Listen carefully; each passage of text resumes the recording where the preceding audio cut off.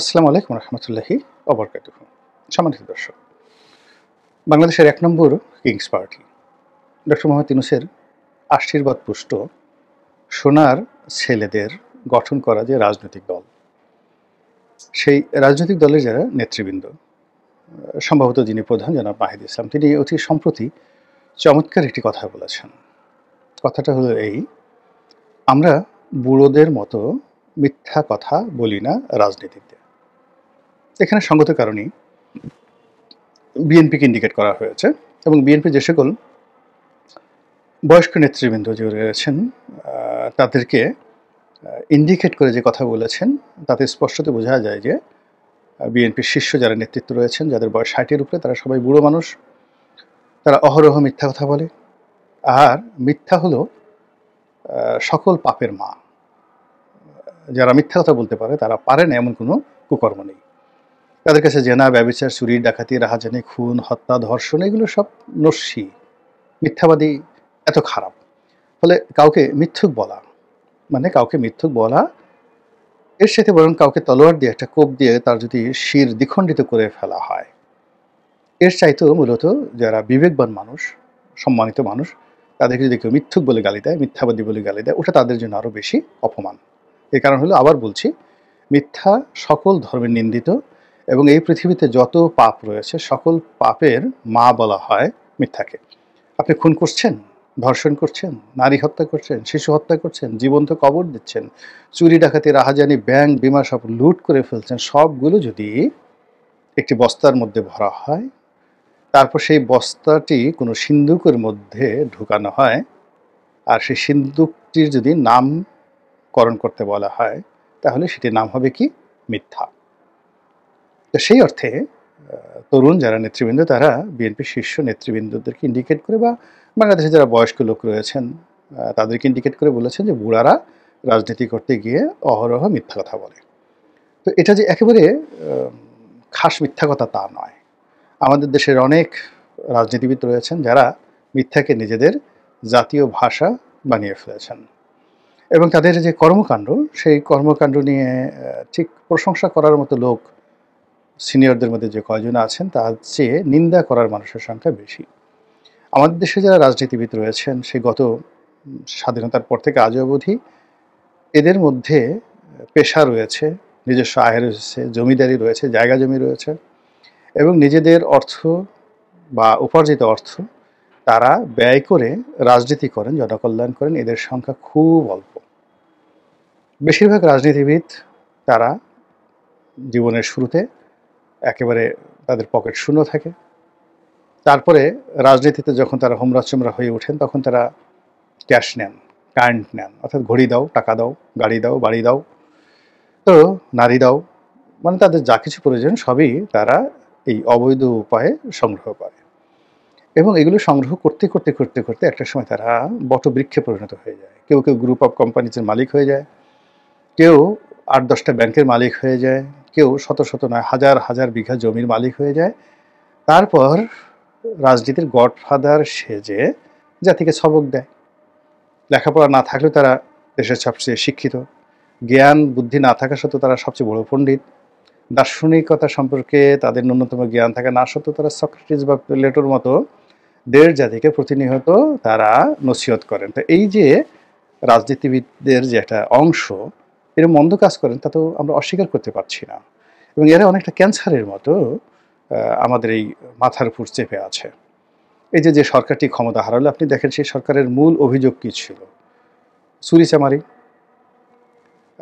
এ তো মানে আপনি যদি বলেন সুশাসন, তারপরে বিচার ব্যবস্থা, মানে অনেক ক্ষেত্রে উন্নয়ন, অনেক ক্ষেত্রে আপনি তাদেরকে যাকে বলা হয় নম্বর দিতে পারবেন। কিন্তু সেই সরকারের সবচেয়ে প্রধান অপরাধ সেটা হলো সরকারের কর্তা ব্যক্তিরা উঠতে বসতে মিথ্যা কথা বলতেন, চোখে মুখে মিথ্যা কথা, নিজেরা মিথ্যা কথা বলতেন, মিথ্যা তথ্য দিতেন, অপরকে মিথ্যাবাদী হিসেবে তারা সাব্যস্ত করতেন, এবং দেশ জাতির কাছে সবসময় একটা মিথ্যা নাটক তারা উপস্থাপন করতেন। সেটা জঙ্গি নাটক হোক, কিংবা জঙ্গি বিচার হোক, কিংবা যুদ্ধ অপরাধের বিচার হোক, এখানে মিথ্যার ব্যাসাতি ছিল অনেক বেশি। ফলে এই মিথ্যার কারণে কি হলো?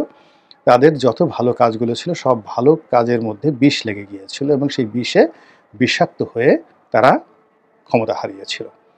একইভাবে অতীতে যারা ক্ষমতা হারিয়েছে, অতীতে যাদের পতন হয়েছে, অতীতে যাদের মৃত্যু হয়েছে, তাদের রাজনীতির প্রথম সমস্যা ছিল তারা মিথ্যুক, তারা মিথ্যাবাদী। দ্বিতীয়ত হলো তারা দুর্নীতি করেছে। আর তৃতীয়ত হলো যে তারা চরিত্রহীন, তাদের কোনো রকম নৈতিক চরিত্র ছিল না। বাপ মা ছেলে সন্তান থেকে শুরু করে যা কিছু বলেন কোনো জায়গাতেই তারা একটা মিনিমাম স্ট্যান্ডার্ড বজায় রাখেনি, ফলে তাদের সেই পতন হয়েছে। কিন্তু আমরা কখনোই তাদেরকে ইন্ডিকেট করে কোনো কথা বলার সাহস আমাদের ছিল না। কিন্তু এখন এই যে যারা কিংস পার্টি করেছেন, তরুণ যাদের বয়স এখন 30-এর মধ্যে বা 30-এর নিচে, টগবগে রক্ত, তাদের ভুল হচ্ছে, ভ্রান্তি হচ্ছে, অন্যের বুদ্ধিতে হয়তো তারা চলছেন, 10টা কাজ করতে গিয়ে 5টাই ভুল করে ফেলছেন, কিন্তু সঙ্গে সঙ্গে আমাদের পুরো রাজনৈতিক বিধি ব্যবস্থাকে কিন্তু তারা চ্যালেঞ্জ জানিয়ে ফেলেছেন। এবং সেই চ্যালেঞ্জ জানানোর কারণে কি হচ্ছে, রাজনীতির হিমালয় বলতে যা বোঝায়, রাজনীতির গ্রেট ওয়াল বলতে যা বোঝায়, এই যে ধনিক শ্রেণী, বণিক শ্রেণী, তারপর অভিজাত শ্রেণী, বয়স্ক শ্রেণী, শিক্ষিত শ্রেণী, আমলা কামলা, সবাইকে এই তরুণরা কিন্তু রীতিমতো চ্যালেঞ্জে ফেলে দিয়েছেন। সবাইকে তারা খোঁটা দিচ্ছেন, সবাইকে তারা টিটকারি করছেন, দেখেছি তোমরা কি করতে পারো। যেমন দেখা গেল যে বিএনপির বড় বড় নেতা একেবারে ইন্ডিকেট করে তারা খোঁটা দিচ্ছেন যে এই তোমরা এত বড় বীরত্ব দেখাচ্ছ, আমাদের কারণে তো তোমরা এখন নড়াচড়া করতে পারছো, আমাদের কারণে তোমাদের মামলা মোকদ্দমা থেকে তোমরা রক্ষা পেয়েছো, বড় বড় কথা বলতে পেরেছো, তোমরা বিদেশে ছিলে, আমাদের কারণে বাংলাদেশে আসতে পেরেছো, তোমরা দেখা বলে যে কি বলবো, বাড়ির সামনে তোমাদের একটা বিরাট বালুর ট্রাক ছিল তোমাদের নেত্রীর, সেই বালুর ট্রাকটা সরানোর মতো মুরুদ তোমাদের হয়নি, একটা লোক সেই বালুর ট্রাকটা দেখার জন্য যেতে যেদিন সাহস পায়নি, এই তোমাদের সাহস শক্তি, আর সেটা নিয়ে তোমরা আমাদেরকে চ্যালেঞ্জ জানাচ্ছ। এই কথা তারা কিন্তু মুখের উপর বলে দিচ্ছে। এবং একই সঙ্গে রাজপথে তারা যেভাবে সেই তাদের রাজনৈতিক প্রতিপক্ষকে আক্রমণ করছে, জলে স্থলে অন্তরিক্ষে, রাজনৈতিক কৌশলে, তারপরে শেষে গালাগাল করে, বিভিন্ন রকম ট্যাগ দিয়ে, এই যে আপনি ধরেন টিনের ছেলে কাউয়া বা 1 2 3 4, এরপরের যে বাক্যের অংশটি এখন তো বাংলাদেশে মশহুর হয়ে গেছে, মানে এটা জয় বাংলা স্লোগানের চাইতেও মানে বেশি সারা বাংলাদেশে কিন্তু এই স্লোগানটা এখন রীতিমতো মানে ভাইরাল হয়ে পড়েছে। এখন এই যে স্লোগানটা তারা দিল, এই স্লোগান দেওয়ার জন্য তাদের সাহস করতে হয়েছে এবং তাদেরকে চিন্তা ভাবনা করতে হয়েছে, এবং এই স্লোগানটা কিন্তু তারা এখনও ক্রমাগত চালিয়ে যাচ্ছে। ফলে এটা কিন্তু আমাদের রাজনীতির জন্য একটা বিশাল টার্নিং পয়েন্ট, নাম্বার 1। নাম্বার 2 হলো এই তরুণরা বাংলাদেশের প্রধান যে রাজনৈতিক দলগুলো রয়েছে, বিএনপি এবং আওয়ামী লীগ, তাদের মধ্যে আতঙ্ক সৃষ্টি করে ফেলেছে। তাদেরকে বলতে গেলে মাথা নোয়াতে বাধ্য করা হয়েছে, এবং যে কাজগুলি বড় রাজনৈতিক দলগুলো করেনি সেটা হলো তরুণদেরকে কখনো তারা মানুষ হিসেবে মনে করেনি। নিজ দলের অনেক মেধাবী তরুণ যারা আছেন বা ছিলেন, তাদেরকে কখনো তারা বসতেও বলেনি। সেই অহংকারী যে রাজনৈতিক নেতৃবৃন্দ, তারাই এখন এই যে বিপ্লবের যারা 30 বছরের নিচে যুবক আছেন, তাদের সঙ্গে একটু হ্যান্ডশেক করার জন্য, তাদের সঙ্গে একটু কোলাকুলি করার জন্য, তাদের অফিসে গিয়ে অনেকে বসে থাকেন।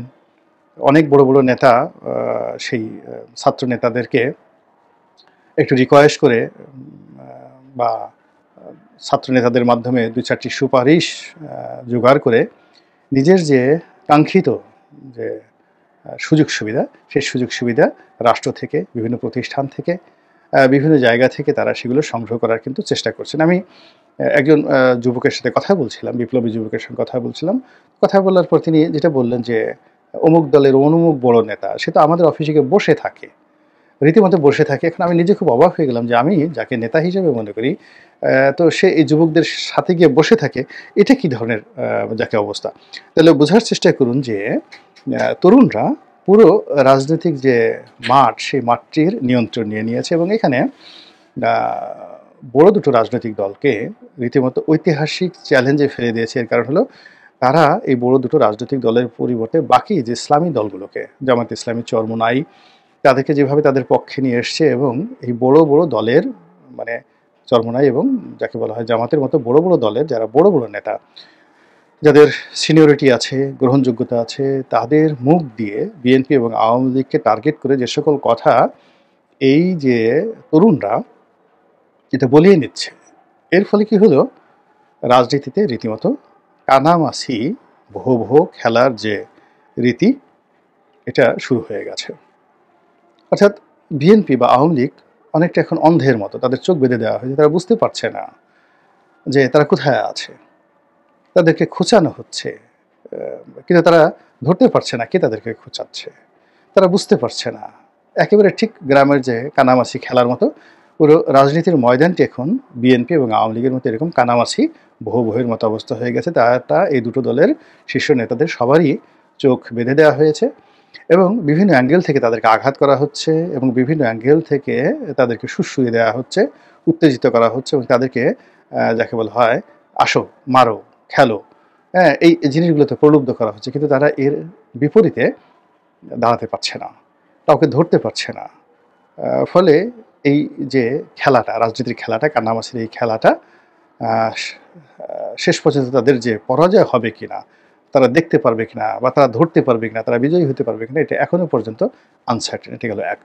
২ নম্বর হলো গ্রামে যে গোল্লা ছুট খেলা দেখেন, আমরা ছোটকালে খেলেছি।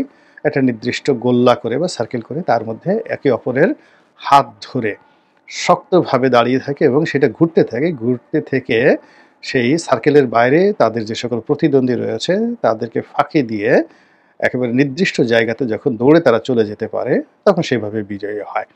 তো সেক্ষেত্রে বর্তমান যারা তরুণ নেতৃত্ব রয়েছে, সেই তরুণ নেতৃত্ব যেভাবে একজন আরেকজনের হাত ধরে দেশের প্রধানতম রাজনৈতিক দলের বিরুদ্ধে যারা আছেন তাদেরকে একই বৃত্তের মধ্যে, গোল্লার মধ্যে যেভাবে এনেছে এবং যেভাবে সার্কেল করা হচ্ছে চারিদিক থেকে, এটা তাদের রাজনৈতিক যারা প্রতিপক্ষ, সেই প্রতিপক্ষের নিঃশ্বাস প্রশ্বাসের সমস্যা হচ্ছে এবং তাদেরকে যেভাবে দৌড়ের উপর রাখা হচ্ছে, বিভিন্নভাবে দৌড়ের উপর রাখা হচ্ছে এবং যে কৌশলগুলো করা হচ্ছে, সেই কৌশলে তাদের চোখ, পঞ্চেন্দ্রিয়, হাত, পা রীতিমতো ক্লান্ত হয়ে যাচ্ছে।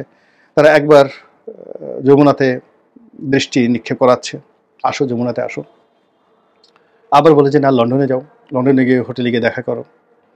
তারপরে বলছে যে যমুনার প্রতি ভরসা রাখো, তারপর আবার বলছে লন্ডন বৈঠকের প্রতি ভরসা রাখো। তারপর আবার বলা হচ্ছে যে ঠিক আছে, ঐক্যমত্যের কমিশন হচ্ছে, আসো। তারপরে বলা হচ্ছে যে বিভিন্ন সংস্কার কমিশন হচ্ছে, আসো। তো এই যে সিনিয়র যারা নেতৃবৃন্দ রয়েছেন তারা সেখানে যাচ্ছেন কোট পরে, টাই পরে, জুতা পলিশ করে, হাসি মুখে যাচ্ছেন এবং প্রথম দিকে তাদের খুব ধারণা ছিল যে না, আমরা এবার দেখাই দেব যে আমরা যে রাজনীতি করতে পারি, আমরা যে জানি, যাদের সাথে বৈঠক করছি, সব কিছু করছি, তাদেরকে আমাদের জ্ঞানের দৌরত্ব, আমাদের প্রজ্ঞা, মেধা এগুলো সব দেখিয়ে এমন নাস্তানাবুদ করবো, এমন শিক্ষা দেবো যে জিন্দেগিতে আর মুখ তুলে কথা বলতে পারবে না। এভাবে কয়েক মাস চলে গেল। চলে যাওয়ার পরে বৈঠক একের পর এক হয়ে যাচ্ছে। যারা বৈঠক আয়োজন করছেন, যারা পিছন থেকে খোঁচা দিচ্ছেন, উত্তেজিত করছেন, মানে এতদিন পরে যারা বয়স্ক সিনিয়র নেতৃবৃন্দ রয়েছেন বিভিন্ন দলে, তারা বুঝতে পেরেছেন যে আমরা যে কাজগুলো করছি এটা কানামাছি, রাজনীতির কানামাছি, বহু খেলার মতোই চোখে আমরা মানে কাপড় বেঁধে আমরা এতদিন যা কিছু করেছি এই বউয়ের মতোই কাজগুলো করেছি। তো কাজেই এই যে কানামাছি ভৌ বা গুল্লাছুট যে খেলা হচ্ছে, এই খেলা বেশ জমে উঠেছে। এখন এই খেলা কীভাবে শেষ হয় সেটি দেখার বিষয়ে আল্লাহ আমাদের সবাইকে হেদায়েত দান করুন এবং হেফাজত করুন। আসসালামু আলাইকুম ওয়া রাহমাতুল্লাহি ওয়া বারাকাতুহু।